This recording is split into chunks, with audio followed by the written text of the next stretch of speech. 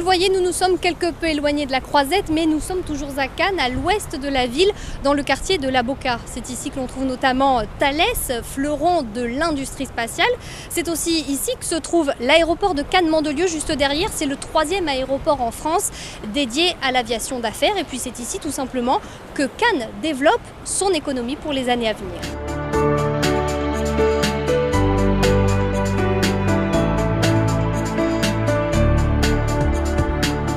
Avec Thales Alenia Space, qui est à la Boca, seule usine d'intégration et d'expérimentation complète de satellites en Europe, c'est la seule. Plus gros employeur privé des Alpes-Maritimes, plus gros contribuable privé des Alpes-Maritimes, entrepreneurial, industriel. Il n'est pas à Sophia Antipolis, il n'est pas à Nice, il est à Cannes. C'est quand même une fierté, quoi. C'est une spécificité. Donc on est partenaire de Thales Alenia Space. Avant c'était Alcatel Space, avant c'était Aérospatial. Et donc on a signé un bail amphithéotique administratif pour assurer le développement du site cannois.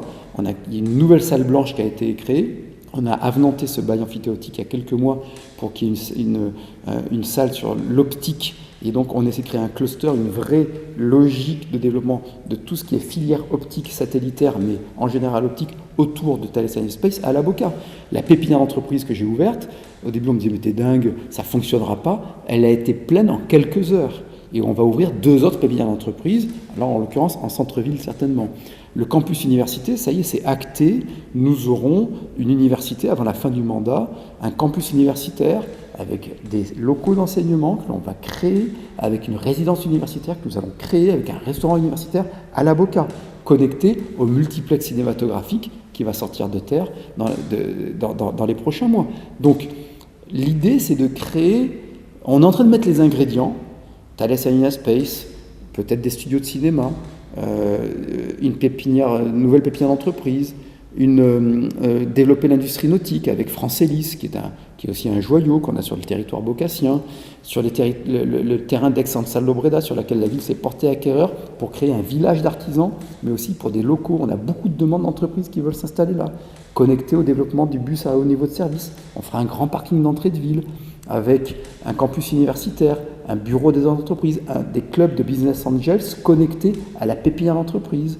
Donc le tout, on est en train de mettre les ingrédients. C'est pas pour ça que ça marchera, parce qu'il faut toujours être à la fois ambitieux mais modeste aussi. Mais je sens bien que les choses sont en train de prendre. Il est en train de se passer quelque chose.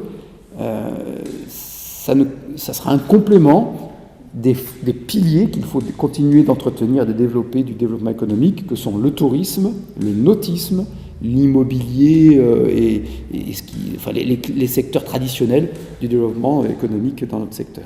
On a 2 aéroports à Cannes. On a l'aéroport donc d'affaires, Cannes-Mandelieu, qui est le 2e de France, qui apporte une clientèle en loisirs. Les gens croient que c'est en affaires surtout en loisirs.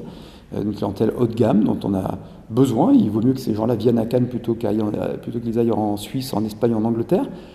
Avant de répartir la richesse, il faut la créer ou la faire venir. Évidence qu'il est, hélas, nécessaire de rappeler en France régulièrement.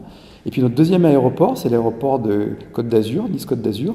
C'est un aéroport cannois, puisque sur certaines périodes hivernales, quasiment 40% du flux vient de Cannes. Donc il est à 25 km, c'est-à-dire qu'il est plus proche de Cannes que Orly de Paris. Donc c'est l'aéroport de Cannes. Cannes a beaucoup de difficultés. Cannes est en France. Cannes subit les contraintes de compétitivité que rencontrent toutes les entreprises locales. Ont les mêmes pesanteurs, qu'elles soient sociales et fiscales, que les autres entreprises françaises. On a des difficultés. Il y a beaucoup de commerces, beaucoup de restaurants. Vous tapez TripAdvisor, vous regardez le nombre de restaurants à Cannes. C'est inouï. C'est hors norme. Vous pouvez comparer avec toutes les autres villes de même catégorie. Donc il y a beaucoup de compétition, beaucoup de commerces sont en difficulté, ont des problèmes de trésorerie, parce qu'on est dans une spirale du développement, donc il y a aussi des gens qui sont au bord du chemin. Il y a des personnes qui croient que venir sur la Côte d'Azur ou venir à Cannes, c'est facile, c'est difficile.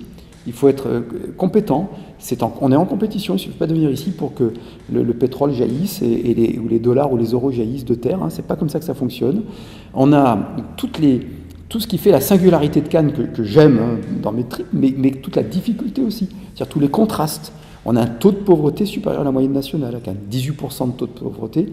Le taux de pauvreté en France, la moyenne, c'est 13,8. Mais on a aussi des dépôts bancaires qui sont hors normes. Donc, on a plus de richesse, plus de pauvreté qu'ailleurs. On a plus de personnes âgées que la moyenne française. Alors, on en a moins que dans d'autres villes comme Limoges ou Menton, hein, mais on a un taux de plus de 60 ans qui est supérieur à la moyenne française. Mais on a aussi des moins de 20 ans qui sont surreprésentés. Donc, une pyramide des âges ensabliers. Tous ces contrastes, il faut les rendre harmonieux, c'est pas évident. Lorsque vous accueillez des manifestations au Palais des Festivals et des Congrès, il faut toujours rappeler que c'est de l'intérêt général, que c'est bon pour la Boca, que c'est bon pour République, que c'est bon pour le Petit Juas. C'est pas des réunions d'entre-soi, de riches entre eux. Ça apporte un plus. Beaucoup de personnes le comprennent, mais il faut sans arrêt le rappeler.